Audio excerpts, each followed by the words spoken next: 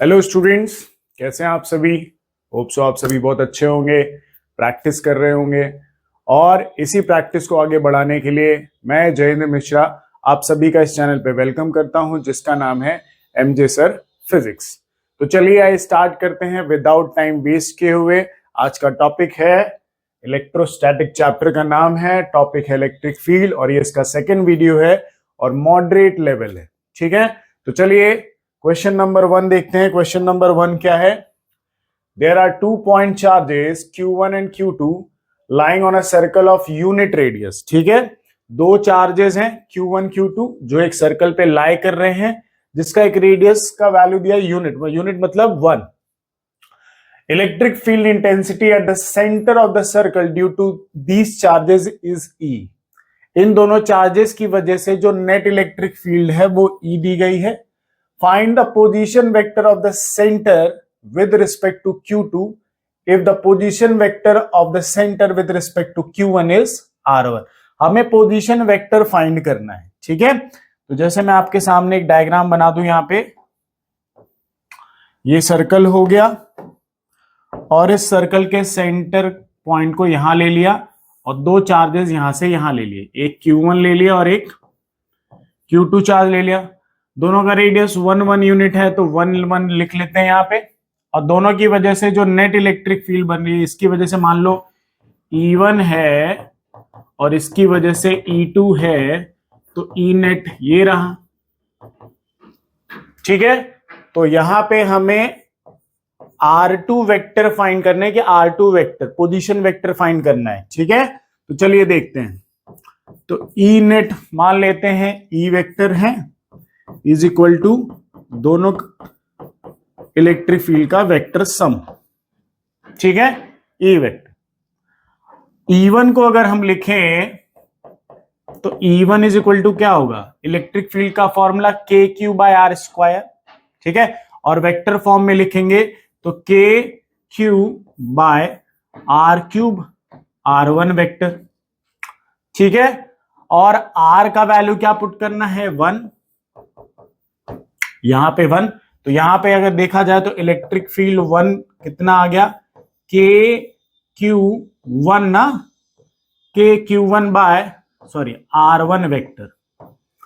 ये हो गया इलेक्ट्रिक फील्ड E1 का वैल्यू। सिमिलरली अगर E2 का वैल्यू देखें तो इलेक्ट्रिक फील्ड E2 का वैल्यू यहां पे KQ2 R2 वेक्टर अपॉन 1 का क्यूब। ठीक है, वही R का क्यूब, R का वैल्यू 1। तो यहां से R2 वेक्टर अगर देखा जाए, यही हमें फाइंड करना है। तो R2 वेक्टर यहां पे क्या आएगा? KQ2 मल्टीप्लाई में है तो डिवाइड में आ जाएगा, तो वेक्टर E2 अपॉन KQ2, ये वैल्यू आ गया। यही R2 वेक्टर हमें चाहिए। तो जरा देखें, यहां से E2 का वैल्यू यहां से अगर निकाला जाए तो vector E2 is equal to क्या हो गया? वेक्टर E, और ये E1 प्लस में इधर आया तो ये हो गया। तो E2 का वैल्यू हमें ये मिल गया। इस वैल्यू को उठाएंगे, यहां पे पुट करेंगे तो R2 वेक्टर हमें मिलेगा E minus E1 upon KQ2। ठीक है, और वेक्टर E का वैल्यू कितना है? KQ1 R1 वेक्टर है ना, KQ1 R1 वेक्टर। इस वैल्यू को उठाएंगे, यहां पे पुट कर देंगे तो R2 वेक्टर हमें मिल जाएगा vector E minus KQ1 R1 vector upon KQ2। ये रहेगा हमारा आंसर। ठीक है, तो ऑप्शन मैच करें, कौन सा मैच कर रहा है? ऑप्शन नंबर डी हमारा यहां पे मैच कर रहा है। तो स्टूडेंट्स पॉज करें, नोट करें। हम बढ़ते हैं नेक्स्ट क्वेश्चन की तरफ, क्वेश्चन नंबर 2। तो क्वेश्चन नंबर 2 देखिए क्या कह रहा है। Particle B of A charge Q and mass M। एक पार्टिकल है जो B पॉइंट पे है, जिसका चार्ज मान लेते हैं Q है, प्लस Q, और उसके पास मास M है, is in equilibrium under weight and electrostatic force applied by fixed charge A। तो ये जो पॉइंट बी पे रखा हुआ प्लस क्यू चार्ज है जिसके पास मास m है वो mg और mg लगे, मास है तो mg कहां लगेगा, नीचे। और इस चार्ज में मान लेते हैं a के पास पूरा पॉजिटिव चार्ज है, तो ये इसको रिपेल करके कहां, इलेक्ट्रोस्टैटिक फोर्स कहां लगा रहा होगा, ऊपर। तो ये बी पॉइंट पे ये जो चार्ज प्लस क्यू है, इन दोनों फोर्सेस की वजह से इक्विलिब्रियम स्टेट पे है। ठीक है, mg लग रहा है नीचे और इस चार्ज की वजह से इलेक्ट्रोस्टैटिक फोर्स कहां लग रहा है, ऊपर। और ये दोनों फोर्सेस इक्वल हैं, तो नेट फोर्स यहां पे 0 हो गया और ये जो प्लस क्यू चार्ज है यहां पे कौन सी स्टेट में आ गया, इक्विलिब्रियम स्टेट में। ठीक है, अब क्या बोला है आगे देखते हैं। which is directly beneath the particle B as shown in the figure. Now, when particle B is disturbed along vertical, the equilibrium is. अगर हम इस पार्टिकल B को यहां से डिस्टर्ब करते हैं वर्टिकली, या तो ऊपर लेके जाएं या तो नीचे लेके आए, है ना। तो अगर नीचे ऊपर करते हैं यहां पे, इसको ऊपर लेके जाएं या नीचे लेके आए, तो इक्विलिब्रियम स्टेट किस में कन्वर्ट रहेगी, स्टेबल होगी, अनस्टेबल होगी या न्यूट्रल होगी, है ना। तो चलिए आइए देखते हैं। पहले वाले केस में ये रहा मान लीजिए पॉइंट बी, ठीक है, हम नीचे लेके आ गए, हम इसको नीचे लेके आ गए। तो मान लेते हैं पहले ये सेपरेशन था आर, ठीक है, और अब नीचे लेके आ गए मान लीजिए एक्स डिस्टेंस नीचे लेके आ गए, तो ये सेपरेशन क्या होगा, आर माइनस एक्स कम हो गया ना, ये हो गया, पॉइंट भी यहां पे आ गया। ठीक है, यहां से हम इसको नीचे लेके आ गए एक्स डिस्टेंस, तो पूरा सेपरेशन, ये वाला सेपरेशन क्या होगा, आर माइनस एक्स। सेपरेशन कम हो गया, पहले आर था, अब आर में से कुछ टर्म माइनस हो रही है, तो mg तो क्या रहेगा, कांस्टेंट। ठीक है, mg तो क्या रहेगा, कांस्टेंट, क्योंकि मास कांस्टेंट, ग्रेविटी का वैल्यू कांस्टेंट। ठीक है, acceleration due to gravity constant. Electrostatic force क्या होगा, इलेक्ट्रोस्टैटिक फोर्स में r का वैल्यू कम हुआ है, और पता है ना force is inversely proportional to R square. तो पहले r था, अब r का वैल्यू कम हुआ है, तो जब आप नीचे लेके आओगे तो इलेक्ट्रोस्टैटिक फोर्स बढ़ जाएगा। नीचे लेके आए, सेपरेशन कम हो गया, सेपरेशन कम हुआ तो इलेक्ट्रोस्टैटिक फोर्स बढ़ गया। इलेक्ट्रोस्टैटिक फोर्स बढ़ेगा तो ये पॉइंट बी पे जो पॉजिटिव चार्ज है उसको वापस से क्या करेगा, रिपेल कर देगा। तो ये कहां जाएगा, फिर से ऊपर पहुंच जाएगा, और ऊपर आते ही फिर से mg ने नीचे बैलेंस कर लिया और ऊपर से इलेक्ट्रोस्टैटिक फोर्स बैलेंस हो गया। ठीक है, दोबारा एक डायग्राम से यहां पे अच्छे से देखिए और ध्यान से। ठीक है, ये तो पता चल गया ना कि mg तो क्या है, कांस्टेंट है, चेंज क्या होगा सेपरेशन की वजह से, इलेक्ट्रोस्टैटिक फोर्स। आप वर्टिकली डिस्टर्ब करोगे तो इलेक्ट्रोस्टैटिक फोर्स चेंज होगा। ठीक है, तो चलिए आइए देखते हैं।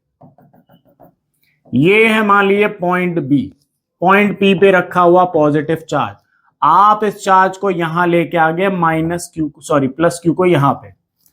सेपरेशन यहां पे जब पॉइंट बी पे था तो इस पे इलेक्ट्रोस्टैटिक फोर्स मान लेते हैं 10 न्यूटन लग रहा था, तो इलेक्ट्रोस्टैटिक फोर्स ऊपर 10 न्यूटन और नीचे mg भी मान लेते हैं कितना, 10 न्यूटन लग रहा है, तभी तो ये बैलेंस हुए। ठीक है, अब जैसे ही ये पॉजिटिव चार्ज यहां से यहां आप लेके आ गए तो सेपरेशन कम हो गया, सेपरेशन कम हुआ तो फोर्स बढ़ गया, आर का वैल्यू कम हो गया ना, ये देखो अब इतना ही रह गया, यहां तक तो आर वैल्यू था, अब यहां पे वैल्यू कम हो गया, तो सेपरेशन कम हुआ तो इलेक्ट्रोस्टैटिक फोर्स बढ़ गया। तो mg तो अभी भी कितना नीचे लग रहा है, 10 न्यूटन ही लग रहा है, बट इलेक्ट्रोस्टैटिक फोर्स मान लेते हैं यहां पे कितना हो गया, 15 न्यूटन हो गया। तो अब ऊपर वाला फोर्स क्या है, ऊपर जो इलेक्ट्रोस्टैटिक फोर्स लग रहा है वो ज्यादा हो चुका है, तो ये जो है पॉजिटिव चार्ज ये वापस कहां पहुंच जाएगा, बी पे। बी पे पहुंचते ही फिर से mg कितना लग रहा है नीचे, 10, और ऊपर इलेक्ट्रोस्टैटिक फोर्स अब कितना हो गया, 10। भाई सेपरेशन फिर से बढ़ गया, सेपरेशन बढ़ गया तो फोर्स 15 से वापस कितना हो जाएगा, 10, और फिर से क्या आ जाएगा, यहां पे बैलेंस कंडीशन आ गई, और बी चार्ज, ये plus Q charge B point पे फिर से क्या हो गया, इक्विलिब्रियम स्टेट में आ गया, है ना। मतलब आप अगर इस चार्ज को नीचे लेके आओगे तो तो इलेक्ट्रोस्टैटिक फोर्स बढ़ेगा, इलेक्ट्रोस्टैटिक फोर्स बढ़ेगा तो ये प्लस क्यू चार्ज को वापस रिपेल कर देगा, ये प्लेट प्लस क्यू चार्ज को वापस ऊपर रिपेल कर देगी। ठीक है, आप नीचे लेके आए फिर से ऊपर भेज देगा। ये पहले केस में। दूसरे केस में ये रहा B point, plus Q charge, यहां पे हमने इलेक्ट्रोस्टैटिक फोर्स और mg कितना माना है 10 न्यूटन और इलेक्ट्रोस्टैटिक फोर्स भी मान लिया 10 न्यूटन। ठीक है, अब हम इसको ऊपर लेके जाते हैं। कहां लेके आए? ऊपर। ऊपर लेके आए तो अब क्या हुआ, इस पॉइंट पे mg लग रहा नीचे। एक मिनट, इसको थोड़ा सा साइड में कर देते हैं। ठीक है, चलिए mg लग रहा नीचे और mg कितना लगेगा, वही 10 न्यूटन। mg तो कांस्टेंट है, बट ऊपर गए तो सेपरेशन बढ़ गया। सेपरेशन बढ़ गया तो ऊपर का इलेक्ट्रोस्टैटिक फोर्स कितना मान लीजिए हो गया 5 न्यूटन। भाई आप बी पॉइंट से चार्ज को ऊपर लेके आए, चार्ज को ऊपर लेके आए तो ये सेपरेशन बढ़ गया। ये पहले इतना यहां तक r था, अब यहां और सेपरेशन बढ़ गया, यहां से यहां पे आ गए तो सेपरेशन बढ़ गया। तो mg तो अभी भी वही लग रहा है नीचे, इलेक्ट्रोस्टैटिक फोर्स कम हो गया क्योंकि सेपरेशन बढ़ गया। तो अब देखो ऊपर 5 न्यूटन, नीचे mg 10 न्यूटन, तो फोर्स नीचे ज्यादा लग रहा है तो mg इसको कहां खींच लेगा, नीचे। और बी पॉइंट पे आते ही फिर से ऊपर इलेक्ट्रोस्टैटिक फोर्स कितना 10 न्यूटन और नीचे कितना 10 न्यूटन, और बी पॉइंट पे आते ही फिर से plus Q charge equilibrium state पे चला जाएगा। ठीक है, तो यही चीज अगर आप नीचे भी लेके आओगे तो इलेक्ट्रोस्टैटिक फोर्स बढ़ा तो इलेक्ट्रोस्टैटिक फोर्स ने ऊपर रिपेल कर दिया, ऊपर लेके गए तो इलेक्ट्रोस्टैटिक फोर्स कम हो गया तो mg ने इसको कहां खींच लिया, वापस नीचे। तो दोनों ही केसेस में अगर आप बॉडी को डाउन या अप, है ना, आप डिस्टर्ब करते हो, सॉरी चार्ज को डिस्टर्ब करते हो तो वो वापस अपनी पोजीशन को रीगेन कर रहा है। तो ऐसे इक्विलिब्रियम स्टेट को क्या बोलते हैं हम, स्टेबल। कौन सा इक्विलिब्रियम, स्टेबल इक्विलिब्रियम। अगर आप किसी बॉडी को या चार्ज को उसकी ओरिजिनल पोजीशन से डिस्टर्ब करो और अगर वो वापस खुद से अपनी पोजीशन को रीगेन कर ले, ओरिजिनल पोजीशन को, तो ऐसे इक्विलिब्रियम को क्या बोलते हैं हम, स्टेबल इक्विलिब्रियम। तो आंसर क्या रहेगा इसका, स्टेबल इक्विलिब्रियम। तो चलिए पॉज करके नोट करिए, हम बढ़ते हैं नेक्स्ट क्वेश्चन की तरफ। Question number 3। ये रहा क्वेश्चन नंबर 3। क्या लिखा है, a semi infinite insulating, infinite है ना, infinite insulating rod has a linear charge density plus lambda. तो इसकी डेंसिटी प्लस लैम्डा हो गई। The electric field at the point P as shown in the figure. तो आपने जब इन्फानाइट रॉड या वायर का केस सुना होगा तो आपने सुना होगा कि इलेक्ट्रिक फील्ड का वैल्यू कितना होता है, एक्स एक्सिस का भी k लैम्डा बाय r और y एक्सिस का भी फॉर्मूला क्या आता है, k lambda by r। Infinite rod के केस में जब पॉइंट P किसी एंड पे रखा हो, इस एंड पे रखा है रॉड पे, तो एक्स एक्सिस का electric field k lambda by r और y एक्सिस का भी k लैम्डा बाय r होता है। ये फॉर्मूला आपने सुना होगा। ठीक है, अब इसी फॉर्मूले का यूज करके हम इसको आगे सॉल्व करते हैं। इस डायग्राम को हम इधर लेके आते हैं। ठीक है, आप देखें तो इधर कौन सा एक्सिस और इधर मान लेते हैं। ठीक है, इधर मान लेते हैं EX और इधर मान लेते हैं EY। ठीक है, और सेपरेशन स्मॉल r दिया है तो इधर का इलेक्ट्रिक फील्ड कितना, k लैम्डा बाय r, और इधर का भी इलेक्ट्रिक फील्ड कितना, k lambda by r, sorry small r। दोनों इलेक्ट्रिक फील्ड सेम है, दोनों इलेक्ट्रिक फील्ड सेम है तो नेट इलेक्ट्रिक फील्ड इधर आएगी E नेट, और E नेट कितना आएगा, वही E net is equal to, हम मान लेते हैं दोनों वैल्यू सेम है, तो दोनों वैल्यू सेम है तो इसको भी E ले लेते हैं, E, और इसका वैल्यू भी अभी मान लेते हैं E ले लेते हैं। तो E square plus E square, resultant का formula under root A square plus B square plus 2AB cos theta, ये वाला फॉर्मूला दो वेक्टर्स के बीच का नेट इलेक्ट्रिक फील्ड फाइंड कर रहे हैं हम। तो ई स्क्वायर प्लस 2 इंटू ई, और दोनों वेक्टर्स के बीच में कितने डिग्री है? 90। कॉस 90 का वैल्यू होता है 0, तो ये पूरी टर्म क्या हो गई? मल्टीप्लीकेशन में है तो 0। तो E net is equal to E square plus E square कितना हो गया? 2 square. E square plus E square 2 square, E square से रूट हो जाएगा कैंसिल, तो ई नेट कितना आ गया यहाँ पे? 2 अंडर रूट, और ई यहां पे अंडर रूट 2, और ई का वैल्यू कितना है? के लैम्डा बाय आर है। तो अगर मैं यहाँ पे नेट इलेक्ट्रिक फील्ड देखूं तो net electric field under root 2 के लैम्डा बाय कितनी हो गई? आर। ये इलेक्ट्रिक फील्ड आ गई। एंगल भी पूछा है कि ए बी से, तो ए बी मतलब हॉरिजॉन्टल एक्सिस, तो हॉरिजॉन्टल एक्सिस से कितने डिग्री थीटा पे है नेट इलेक्ट्रिक फील्ड?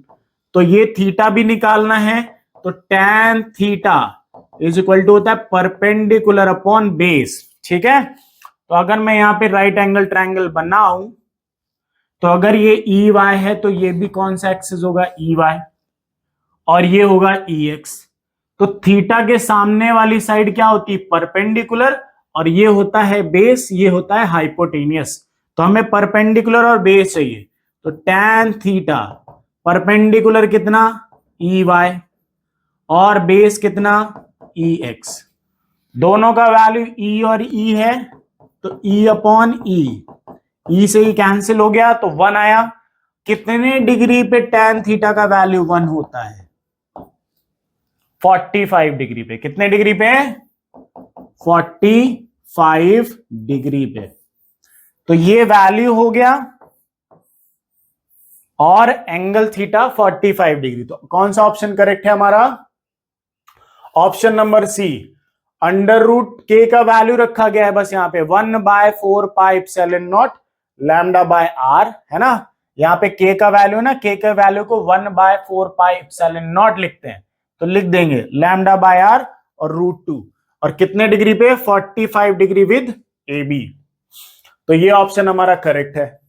चलिए पॉज करें और नोट करें। हम बढ़ते हैं स्टूडेंट्स नेक्स्ट क्वेश्चन की तरफ। क्वेश्चन इलेक्ट्रोस्टैटिक्स के बहुत इजी होते हैं, सिर्फ आपको कंडीशंस के फॉर्मूले याद रखने हैं। जिन स्टूडेंट्स को इलेक्ट्रोस्टैटिक्स के फॉर्मूले चाहिए वो मुझे कमेंट्स कर सकते हैं वीडियो के नीचे पे, है ना। और लाइक और सब्सक्राइब करिए। अगर आपको पसंद आ रहा है वीडियो, बेल आइकन को भी दबा के रखिए ताकि आपको नोटिफिकेशन प्रॉपर मिलते रहे और आपकी ये सीरीज कंटिन्यू चलती रहे, ठीक है, जिससे आपका फिजिक्स आपको दिखेगा कि कुछ टाइम बाद बेहतर होता जाएगा। तो चलिए आइए टाइम वेस्ट नहीं करते हैं, नेक्स्ट क्वेश्चन की तरफ बढ़ते हैं।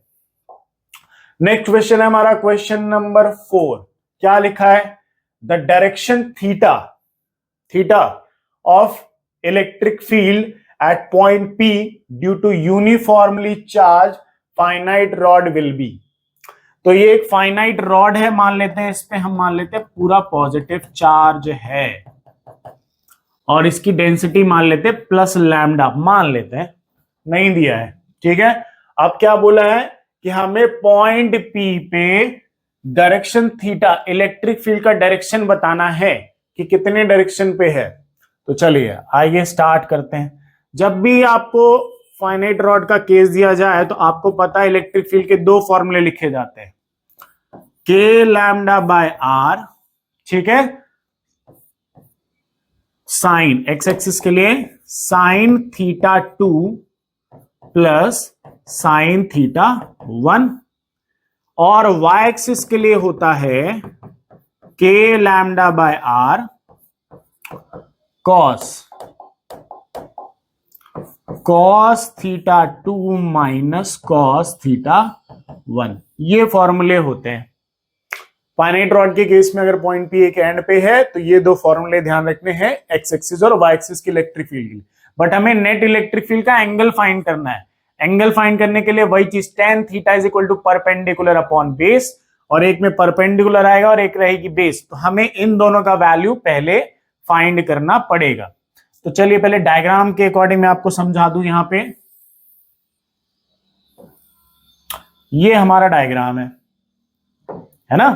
अब इस डायग्राम में इधर कौन सी एक्स एक्सिस की इलेक्ट्रिक फील्ड और इधर कौन सी वाई एक्सिस की इलेक्ट्रिक फील्ड, ठीक है।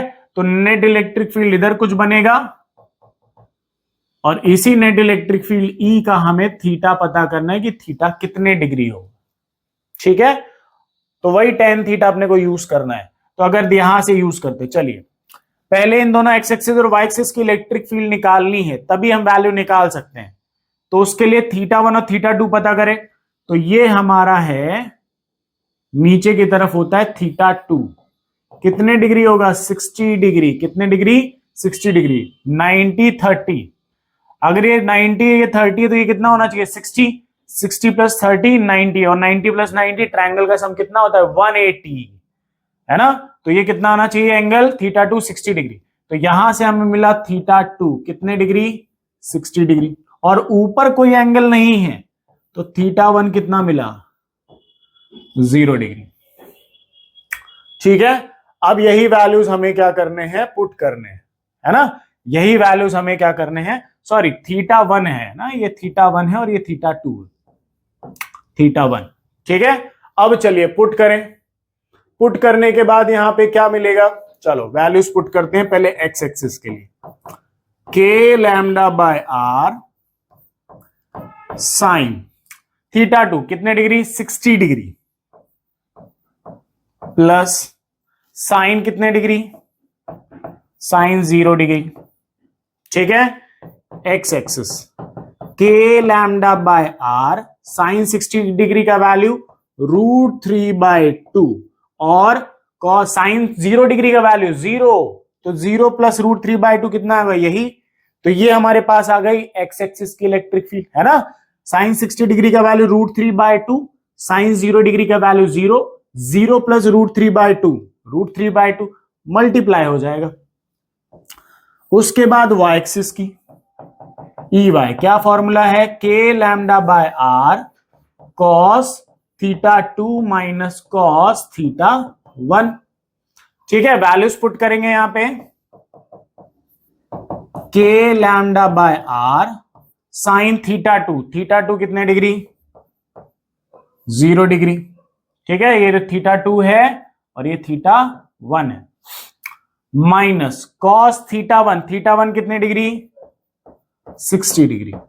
चलिए वैल्यूज पुट करें यहां पे, तो EX कितना आया, सॉरी EY,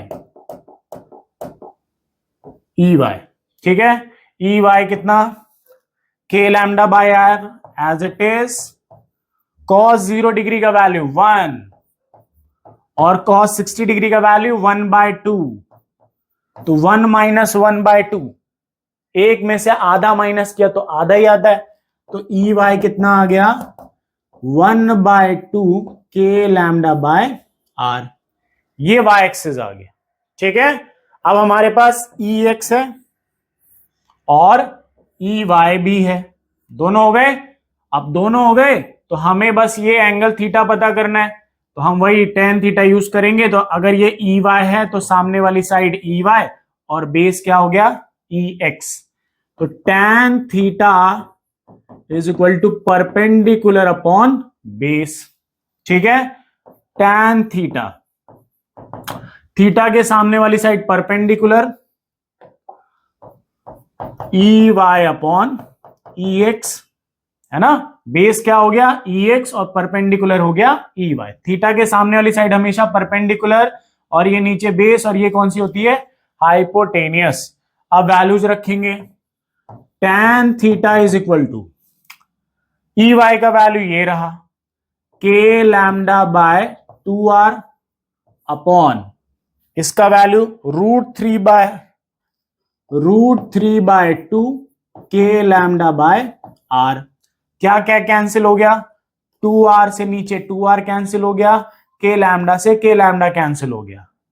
तो tan थीटा का वैल्यू यहां से क्या आया, tan theta is equal to 1/√3, 1/√3 मतलब कितने degree, theta is equal to 30 degree. ये हो गया answer, theta is equal to 30 degree.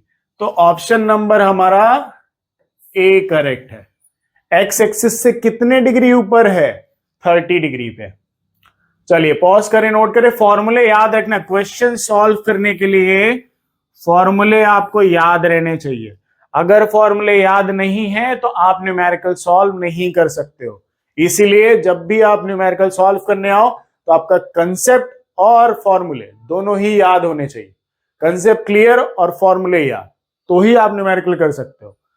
चलिए आइए बढ़ते हैं नेक्स्ट क्वेश्चन की तरफ।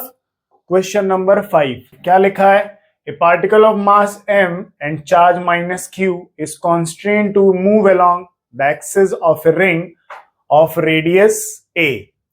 The ring carries a uniform charge density plus lambda along its circumference, full stop. Initially, the particle lie in the plane of the ring at a point where no net force act on it. ठीक है? The period of oscillation of the particle when it is displaced slightly from its equilibrium position is.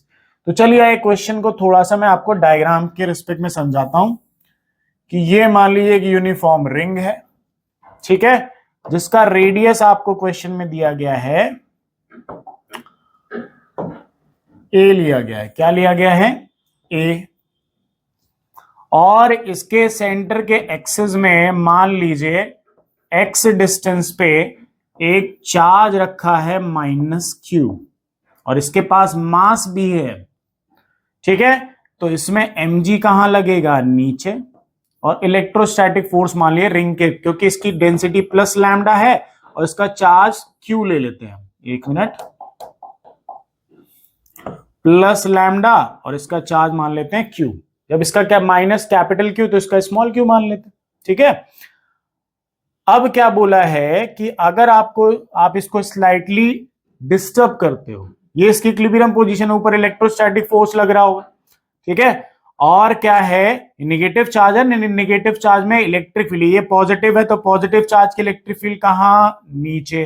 तो negative charge में electrostatic force के electric field के opposite में ऊपर force लगता है, इलेक्ट्रोस्टैटिक फोर्स, ठीक है। अब यहां पे कहानी ये बताना है कि अगर आप इसको थोड़ा सा डिस्टर्ब कर देते हो तो डिस्टर्ब करने के बाद ये इसकी इक्विलिब्रियम पोजीशन से डिस्टर्ब हुआ, तो डिस्टर्ब होने के बाद ये एसएचएम करेगा, तो उस एसएचएम का हमें क्या बताना है? टाइम पीरियड बताना है, ठीक है। तो चलिए आइए फाइंड करते हैं टाइम पीरियड। तो टाइम पीरियड का सिंपल सा सब आप सबको फॉर्मूला पता है, 2π√m/k, ठीक है। और एसएचएम में जो फोर्स होता है उस फोर्स का फॉर्मूला होता है -kx, ठीक है। और यहां पे जो फोर्स है वो इलेक्ट्रोस्टैटिक फोर्स है जो एसएचएम कराएगा, तो हमें उसका वैल्यू निकालना है और वहां पे पुट करना है। चलिए आइए देखते हैं। तो इलेक्ट्रिक फील्ड क्या होती है रिंग के केस में, पता है ना? अगर ये परपेंडिकुलर, ये बेस हो गया, तो ये हाइपोटेनस a² प्लस क्या हो गया? x² हो गया, है ना। तो इलेक्ट्रिक फील्ड रिंग के केस में क्या होती है? 1/4πε0 qx upon a² plus x² की पावर 3/2, यही होती है 3/2, ये इलेक्ट्रिक फील्ड होती है। अब इसमें से ये कैपिटल Q लिख दिया, यहां पे स्मॉल q आना चाहिए क्योंकि हमने यहां पे क्या ले रखा है? स्मॉल q इसका चार्ज ले रखा है, ठीक है। ये चार्ज पूरा इसके सरकमफरेंस में डिस्ट्रीब्यूट है, तो हमें इस चार्ज का वैल्यू निकालना है पहले। तो चार्ज का वैल्यू क्या रहेगा यहां पे? भाई लैम्डा इज इक्वल टू क्या होता है? लैम्डा इधर, lambda is equal to charge upon length. तो चार्ज इज इक्वल टू क्या हो जाएगा? Lambda into length. तो charge is equal to lambda into length. पूरे रिंग का सरकमफ्रेंस कितना? 2πr, r की जगह क्या रेडियस दिया गया है? a। तो ये q का वैल्यू हो गया, ठीक है। अब इलेक्ट्रोस्टैटिक फोर्स क्या लगेगा? इलेक्ट्रोस्टैटिक फोर्स लग रहा है ना, तो electrostatic force of electric field, अगर कोई चार्ज इलेक्ट्रिक फील्ड में रखा गया है तो -q रखा गया और इलेक्ट्रिक फील्ड से मल्टीप्लाई करना है, ठीक है। अगर कोई चार्ज इलेक्ट्रिक फील्ड में रखा है तो उस पे फोर्स क्या लगता है? q इंटू ई, और यहां पे कौन रखा है? -q, और इलेक्ट्रिक फील्ड की स्ट्रेंथ E, ठीक है। इस E के वैल्यू को उठाना और यहां पे पुट करना है। तो चलिए आइए देखें। F is equal to minus q, ये तो चार्ज हो गया, इलेक्ट्रिक फील्ड ये रही, 1/4πε0 स्मॉल क्यू का वैल्यू ये है तो इसको रखेंगे लैम्डा 2πa, ठीक है, ये स्मॉल क्यू का वैल्यू रख दिया, एक्स एज इट इज रख देना है, अपॉन a² प्लस x² की पावर कितना हो गया 3/2, ठीक है। अब देखिए क्या से क्या कैंसिल हो रहा है, पाई से पाई कैंसिल, 2 से 4 कैंसिल, कितने टाइम्स में 2 टाइम्स में, तो फोर्स क्या आ गया minus Q lambda A X upon 2ε0 a² plus x² की पावर 3/2, ये हो गया। अब इस रिंग के केस में हम क्या मानते हैं कि x जो होता है वो a के कंपैरिजन में बहुत छोटा होता है, ज्यादातर केसेस में यही लेते हैं हम, है ना। अगर x को a के कंपैरिजन बहुत छोटा ले लिया जाए तो x हो गया निग्लिजिबल या 0 मान लेते हैं, a के कंपैरिजन मतलब a इतना बड़ा हो और x उसके सामने इतना छोटा हो, तो a के कंपैरिजन में x क्या है बहुत छोटा है तो निग्लिजिबल मान लेते हैं, तो निग्लिजिबल का मतलब x को हटा देना है आपको, तो minus Q lambda A X divided by 2ε0, ये x हट गया, x² हट गया, तो स्क्वायर से ये रूट ये 2 क्या हो गया कैंसिल, बचा कितना पावर में 3, ठीक है। अब यहां पे देखो और कुछ है नहीं है, बट यहां पे a से ये कैंसिल हो रहा है, यहां पे 3 है नीचे और ऊपर 1 है, तो नीचे 1 से ऊपर 1 क्या हो जाएगा कैंसिल, तो यहां पे फोर्स क्या आ गया minus Q lambda X divided by 2ε0 a², ये वैल्यू आ गया फोर्स का, और यही फोर्स क्या करा रहा है हमारा SHM करा रहा है, तो इस फोर्स को यहां पे पुट करो यहां पे, तो minus Q lambda X divided by 2ε0 a² is equal to minus K X, minus से माइनस कैंसिल, एक्स से एक्स कैंसिल, तो k का वैल्यू यहां से कितना आया lambda Q divided by 2ε0 a², ये आ गया k का वैल्यू। और अगर हमें टाइम पीरियड निकालना है तो यही वैल्यू यहां पे पुट कर देंगे, तो हमारा टाइम पीरियड यहां से आएगा t is equal to 2π√m/k, तो k का वैल्यू कितना लैम्डा क्यू हो गया नीचे 2ε0 a², ये वैल्यू आ गया। तो देखिए कौन सा आंसर मैच कर रहा है, 2ε0 a², ये रहा ऑप्शन नंबर बी हमारा मैच कर रहा है। तो चलिए पॉज करिए और नोट करिए इसे, क्वेश्चन थोड़े से लेंदी हैं बट समझ में आने वाले हैं, आप थोड़ा टाइम लें, पेशेंस रखें और क्वेश्चन को ढंग से रीड करके सॉल्व करें। चलिए आइए नेक्स्ट क्वेश्चन की तरफ बढ़ते हैं, क्वेश्चन नंबर 6, क्या लिखा है, a small ball of mass m and charge plus q tied with a string of length L is rotating in a vertical circle under gravity and a uniform horizontal electric field E as shown, ठीक है। The tension in the string will be minimum for, ध्यान दिया होगा आपने कि जब आपने circular motion vertical वाला पढ़ा होगा तो उस केस में क्या होता था, अगर किसी बॉब को ऐसे वर्टिकल सर्कुलर मोशन में ऐसे घुमाया जाए तो इस पॉइंट पे टेंशन होता था क्या मैक्सिमम, और इस पॉइंट पे टेंशन क्या होता था मिनिमम, है ना। लोवेस्ट पॉइंट पे टेंशन मैक्सिमम और हाईएस्ट पॉइंट पे टेंशन मिनिमम होता था, ठीक है। और ये लोवेस्ट पॉइंट पे mg और ऊपर लगने वाला टेंशन फोर्स एक दूसरे को बैलेंस करते थे, तो ये कौन सी पोजीशन होती थी इक्विलिब्रियम पोजीशन, स्टेबल वाली, ठीक है। यही केस कुछ ऐसा यहां पे दिया गया है, ठीक है। इसी केस को अब हम यहां पे लेके आते हैं, इसको यहां पे लेके आए, ठीक है। अब देखिए ध्यान से देखना है इसे, है ना। अब यहां पे इलेक्ट्रिक फील्ड ये है और इसमें है कौन सा चार्ज, प्लस क्यू चार्ज है ना, प्लस क्यू चार्ज है, ये प्लस क्यू चार्ज है, तो इलेक्ट्रिक फील्ड की डायरेक्शन में इलेक्ट्रोस्टैटिक फोर्स लग गया। और मास भी है, मास भी है ना, तो mg कहां लगेगा, नीचे, mg यहां लगा, ठीक है। तो अब ये दोनों फोर्स बाहर की तरफ, तो टेंशन कहां लगेगा, अंदर, ये हो गया टेंशन, ठीक है। टेंशन हो रहा है तो यहां पे देखो टेंशन के दो कंपोनेंट्स होंगे, एक कंपोनेंट ऊपर और एक कंपोनेंट यहां हॉरिजॉन्टल वाला। और अगर ये थीटा, तो ये देख रहे हो एन बन रहा है, तो अगर ये थीटा तो ये भी क्या हो गया थीटा, तो इधर कौन सा कंपोनेंट आया, टी कॉस थीटा, और इधर कौन सा कंपोनेंट आया, टी साइन थीटा।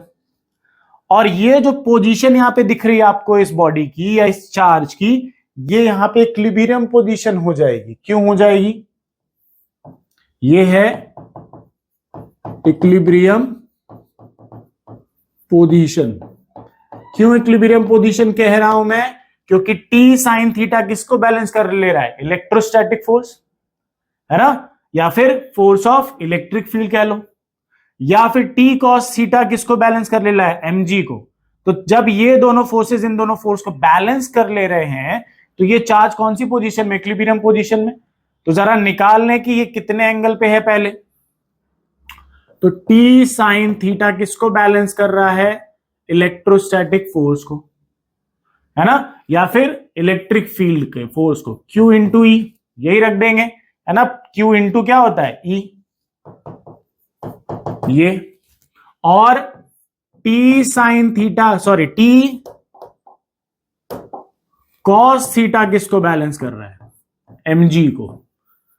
दोनों का रेशियो कर दिया तो t से t कैंसिल, साइन थीटा और कॉस थीटा कितना हो गया, tan theta is equal to q e by m g. तो थीटा कितने डिग्री आ गया, tan inverse q e by m g, ये हो गया। ये थीटा है, बट यहां पे इक्विलिब्रियम पोजीशन पे आपने देखा था, ये इक्विलिब्रियम पोजीशन थी, तो यहां पे लोवेस्ट पॉइंट पे टेंशन मैक्सिमम है, हमें क्या चाहिए, मिनिमम। तो मिनिमम यहां से कितने डिग्री में आ रहा था, 180 डिग्री में। तो सिमिलर यहां पे भी यही कहानी होगी कि यहां से यहां पे इस पॉइंट पे टेंशन क्या होगा, मिनिमम होगा। तो ये इनिशियल से कितनी दूरी पे है, मतलब कितने एंगल पे है, पहले तो थीटा और ये प्लस, तो थीटा में और कितना एंगल प्लस कर दो, tan inverse q e by m g plus pi, है ना। ये एंगल और ये एंगल, दोनों एंगल प्लस कर दिए, तो इस पॉइंट पे टेंशन क्या रहेगा, मिनिमम रहेगा। तो कौन सा आंसर है अपना, ऑप्शन नंबर डी। कौन सा ऑप्शन, ऑप्शन नंबर डी हमारा मैच कर रहा है, ठीक है। ये इक्विलिब्रियम पोजीशन थी जहां पे टी कॉस थीटा ने एमजी को बैलेंस कर लिया, टी साइन थीटा ने इस फोर्स को बैलेंस कर लिया, इलेक्ट्रिक फील्ड के फोर्स को जो बाहर की तरफ लग रहा था। तो ये बन गई इक्विलिब्रियम पोजीशन। और इक्विलिब्रियम पोजीशन पे यहाँ पे लोवेस्ट पॉइंट पे टेंशन मैक्सिमम है, तो यहां पे भी टेंशन मैक्सिमम होगा। यहां से कितने डिग्री पे मिनिमम होता है, 180 पे, तो यहां से भी कितने डिग्री पे, 180 डिग्री। और 180 डिग्री को रेडियन में क्या लिखते हैं हम, पाई। तो हमारा ऑप्शन मैच कर गया, ऑप्शन नंबर डी। चलिए आइए बढ़ते हैं क्वेश्चन नंबर 7 पे। क्या लिखा है, 5 positive equal charges are placed at vertices of a regular hexagon, ठीक है, and net electric field at the centre is E1, full stop. A charge having equal magnitude is placed 6th vertex and then net electric field is E2. Magnitude equal है but opposite nature का है, ठीक है, but opposite nature. तो यहां पे दोनों cases बना के हम निकालते हैं। केस नंबर 1 ध्यान से देखना है, ये हो गया हमारा हेक्सागन, एक मिनट है कहीं पे डायग्राम में, ये रहा। दोनों केसेस ले लेते हैं हम। एक, और ये हमारा इधर केस नंबर 2 रहेगा, ठीक है। Plus Q plus Q plus Q plus Q और प्लस क्यू, 5 चार्ज ले लिए केस नंबर 1 में। और ये रहा सेंटर पॉइंट, तो सेंटर से सभी का सेपरेशन मान लो कितना हो गया, आर हो गया, सबका सेपरेशन आर। तो देख रहे हो यहां पे, इधर ध्यान से देखो, इसका इलेक्ट्रिक फील्ड बाहर की तरफ, पॉजिटिव चार्ज का इलेक्ट्रिक फील्ड हमेशा आउटवर्ड, और इसका इलेक्ट्रिक फील्ड भी आउटवर्ड सेंटर से। तो दोनों प्लस चार्ज है, प्लस क्यू, मैग्नीट्यूड सेम, तो इलेक्ट्रिक फील्ड भी क्या होगा, सेम। तो ये दोनों ने एक दूसरे को क्या किया, कैंसिल। सिमिलरली इस पॉजिटिव चार्ज का इलेक्ट्रिक फील्ड इधर, और इस पॉजिटिव चार्ज का इलेक्ट्रिक फील्ड भी इधर, वैल्यू चार्ज का भी सेम और सेपरेशन भी क्या है, सेम। तो इन दोनों ने भी इलेक्ट्रिक फील्ड कैंसिल कर दी, बचा ये। तो इसकी इलेक्ट्रिक फील्ड इधर आई, एक ही इलेक्ट्रिक फील्ड। तो इस केस में इलेक्ट्रिक फील्ड E1 कितनी आई, KQ/R²। ये हो गई एक ही चार्ज की इलेक्ट्रिक फील्ड। अब दूसरे केस में आओ, दूसरे केस में क्या कह रहा है, सभी में प्लस क्यू चार्ज रख दिया, बट नेचर यहां पे इसका मान लिया अपोजिट कर दिया, ठीक है। तो फिर से वही चीज, ये दोनों चार्ज एक दूसरे के इलेक्ट्रिक फील्ड को क्या करेंगे, कैंसिल कर देंगे, है ना। बट ये दोनों चार्ज यहां पे देखो, इन दोनों ने आपस में कैंसिल कर दिया, इन दोनों ने आपस में कैंसिल कर दिया, है ना। बचा कौन, ये। तो इसकी पॉजिटिव की इधर और निगेटिव की उसी की डायरेक्शन में होती है। पॉजिटिव चार्ज की electric field away from the charge, और निगेटिव चार्ज की electric field towards the charge होती है ना। तो दोनों की इलेक्ट्रिक फील्ड सेम ही डायरेक्शन में, तो ऐड हो जाएंगी। तो E2 क्या आएगा, KQ/R² प्लस KQ क्या हो जाएगा, R²। चार्ज का मैग्नीट्यूड सेम है, सेपरेशन R है, और ये भी सेपरेशन R है, तो वैल्यू दोनों सेम। तो E2 कितना आ गया, 2K λ/R²। दोनों का रेशियो पूछा है, तो E2 बाय क्या करो, E1, तो 2K λ/R² upon KQ sorry lambda रख दिया गया, KQ है ना, KQ/R²। तो देखो KQ/R² से KQ/R² हो गया कैंसिल, तो E2/E1 का वैल्यू कितना हो गया, 2/1, है ना। यहां पे एक ही इलेक्ट्रिक फील्ड थी, KQ/R²। यहां पे पॉजिटिव चार्ज की इलेक्ट्रिक फील्ड अवे और निगेटिव चार्ज की टूवर्ड, दोनों का मैग्नीट्यूड सेम, दोनों का सेपरेशन सेम, दोनों ऐड हो गए, तो 2KQ/R² हो गए। अब E2/E1 का रेशियो बोला तो 2:1 आ गया। तो ऑप्शन नंबर ए हमारा करेक्ट है, ठीक है। पॉज करें और नोट करें इसे। हम बढ़ते हैं नेक्स्ट क्वेश्चन की तरफ, क्वेश्चन नंबर 8। क्या लिखा है, find the electric field at the centre of circular ring of radius R। ठीक है, हमें इसमें क्या करना है, इस सर्कुलर रिंग के सेंटर पे हमें पता करना है इलेक्ट्रिक फील्ड। तो ये देखो, जब भी ऐसा कोई रिंग बने, अगर सभी की डेंसिटी, चार्ज डेंसिटी सेम होती है, तो नेट इलेक्ट्रिक फील्ड क्या हो जाता है, 0। बट इसमें चारों पार्ट का अलग अलग चार्ज डेंसिटी दिया है, तो जब आप चारों पार्ट देखो, तो ये पार्ट अलग हो गया, क्वार्टर्ड रिंग हो गया। तो क्वार्टर्ड रिंग के केस में इलेक्ट्रिक फील्ड का फॉर्मूला क्या सीखा है हमने, √2K λ/R, यही सीखा है हमने। ठीक है, अब ध्यान से देखो, ये पॉजिटिव चार्ज है, पॉजिटिव चार्ज का इलेक्ट्रिक फील्ड अवे। ठीक है, तो इसका इलेक्ट्रिक फील्ड अगर हम लिखें तो E1 लिख लेते हैं, और ये मान लो थर्ड पार्ट, ये फर्स्ट सेगमेंट, ये सेकंड है, ये थर्ड है, और ये फोर्थ सेगमेंट है। 4 सेगमेंट में ये रिंग डिवाइड है, क्योंकि सभी का डेंसिटी क्या है, अलग अलग है। तो इसका इलेक्ट्रिक फील्ड E1 इधर, और ये फोर्थ पार्ट है, तो इसका इलेक्ट्रिक फील्ड निगेटिव है, तो टूवर्ड्स द निगेटिव चार्ज होगा, तो इसका मान लेते हैं E4। तो इन दोनों के वैल्यूज देखें जरा, E1 √2 k, डेंसिटी कितनी है लैम्डा, तो लैम्डा और सेपरेशन मान लिया R, तो R हो गया। E4 कितना, √2 k, लैम्डा कितना है 2 लैम्डा है, तो 2 लैम्डा बाय R, तो ये कितना हो गया 2 √2 k लैम्डा बाय R। ये दोनों हो गई, दोनों ऐड हो जाएंगी, तो दोनों ऐड हो गई तो E आया 2 √2 k lambda by R plus 2 k lambda by R, sorry √2 k lambda by R ना, √2 k लैम्डा बाय R। तो 2 + 1 कितना होता है 3, तो 3 √2 k लैम्डा बाय R, ये हो गई इधर इन दोनों का सम। सिमिलरली ये नेगेटिव चार्ज है तो इसकी इलेक्ट्रिक फील्ड E3 इधर, और ये पॉजिटिव चार्ज है तो इसकी इलेक्ट्रिक फील्ड E2 इधर।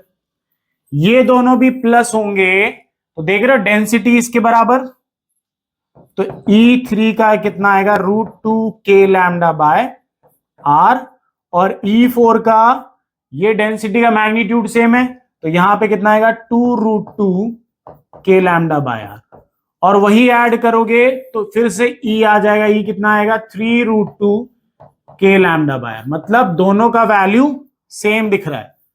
इधर इन दोनों का भी E किसके इक्वल आ रहा है, E के इक्वल, और इधर इसका भी सेम, दोनों इलेक्ट्रिक फील्ड सेम है तो दोनों का रिजल्टेंट निकाल लो, तो रिजल्टेंट वही E रिजल्टेंट मान लेते हैं √E² plus E² plus 2E into E, और दोनों के बीच में कितना डिग्री दिख रहा है 90, तो cos 90 का वैल्यू 0, तो ये पूरी टर्म क्या हो गई 0।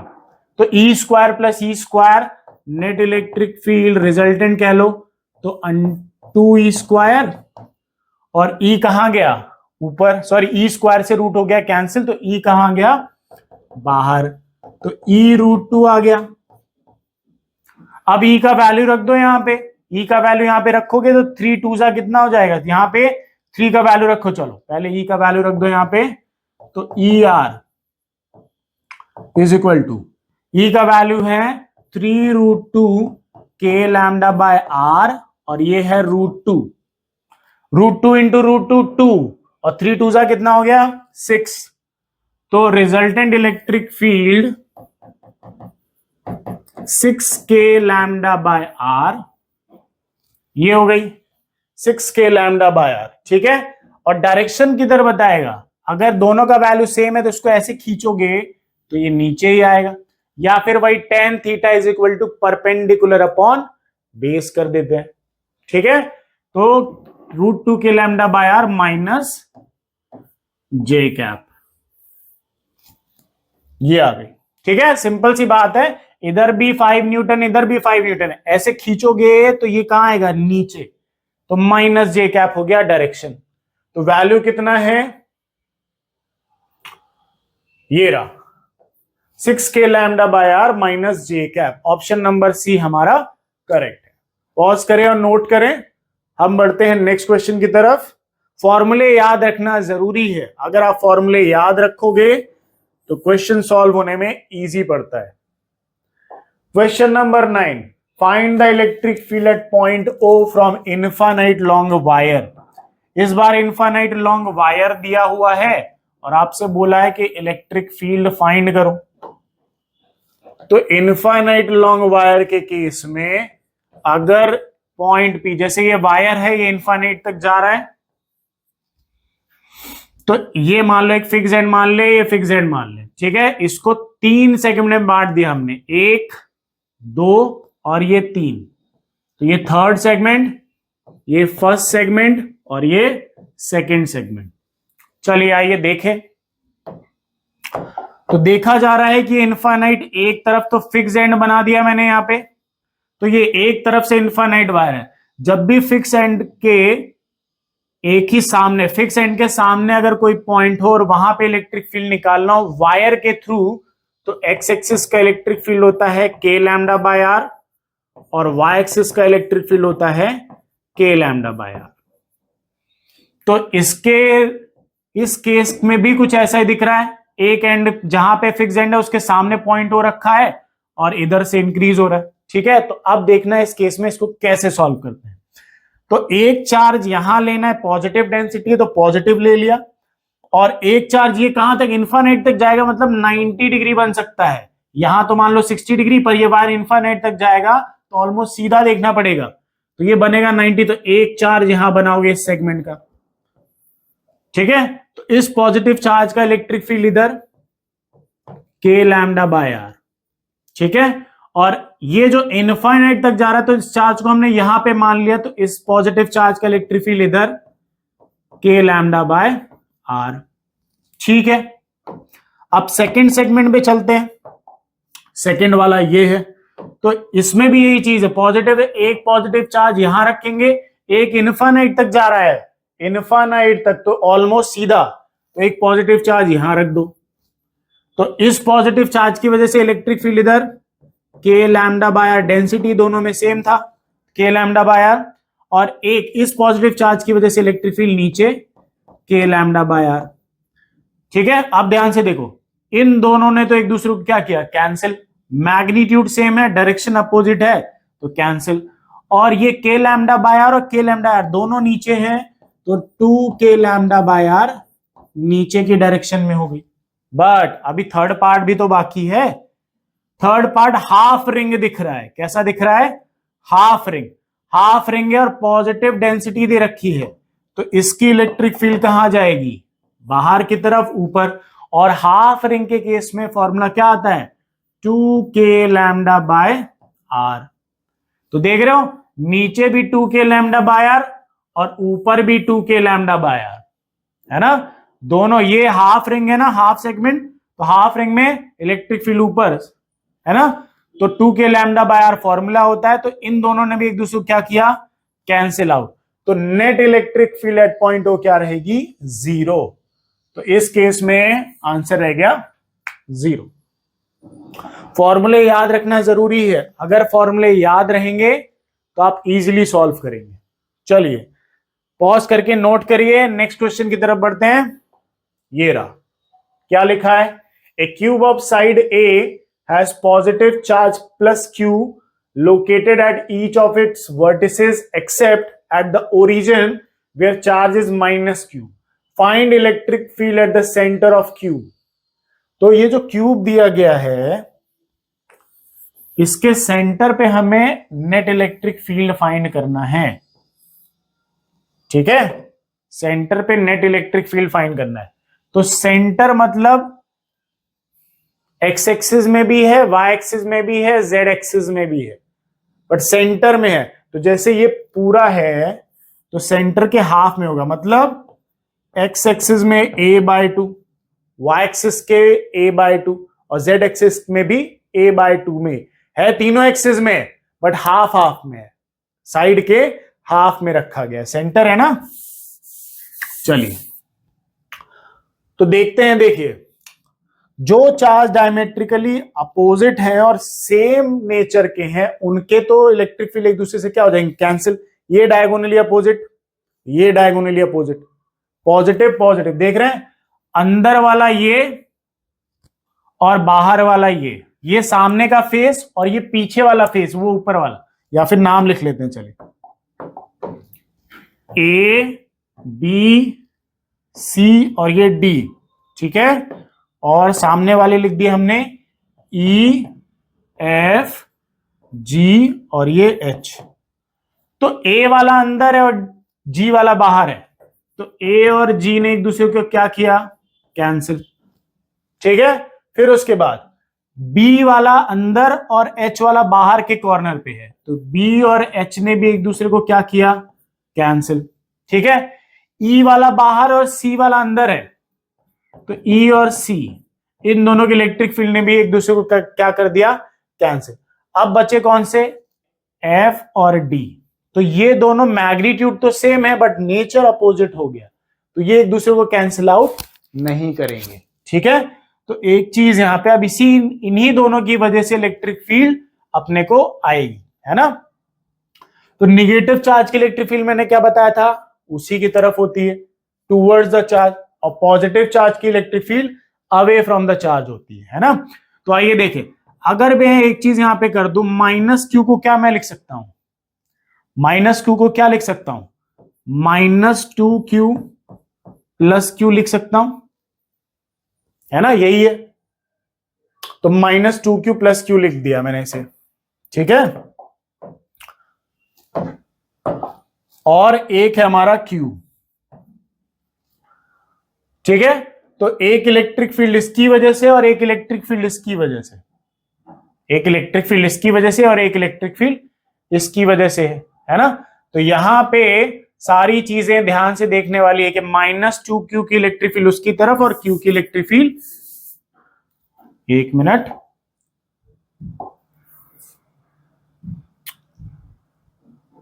चलिए आइए इलेक्ट्रिक फील्ड फाइंड करते हैं।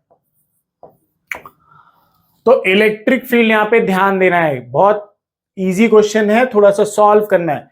इलेक्ट्रिक फील्ड का फॉर्मूला क्या होता है, 1/4πε0, है ना, 1/4πε0 Q/r², ठीक है। बट यहां पे वेक्टर फॉर्म में निकालना है, तो वेक्टर फॉर्म में फॉर्मूला क्या होता है, 1/4πε0 Q/r³ और r वेक्टर, ये फॉर्मूला लगाना है हमें वेक्टर फॉर्म में, है ना।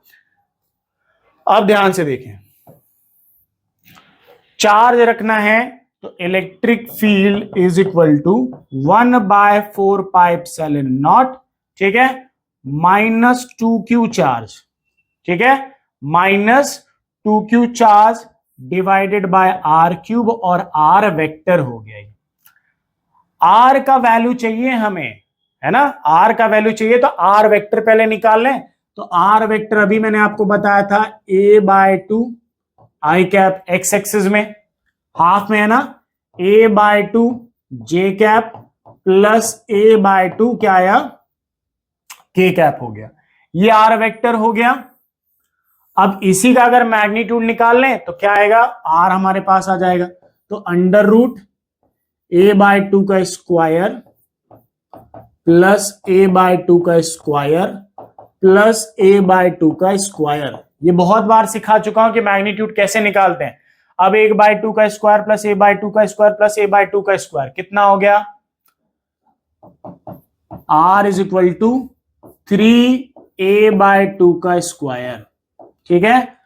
और स्क्वायर से रूट हो जाएगा कैंसिल, तो r आ जाएगा बाहर, a/2 आ जाएगा बाहर, तो a/2 रूट कितना आ गया, 3।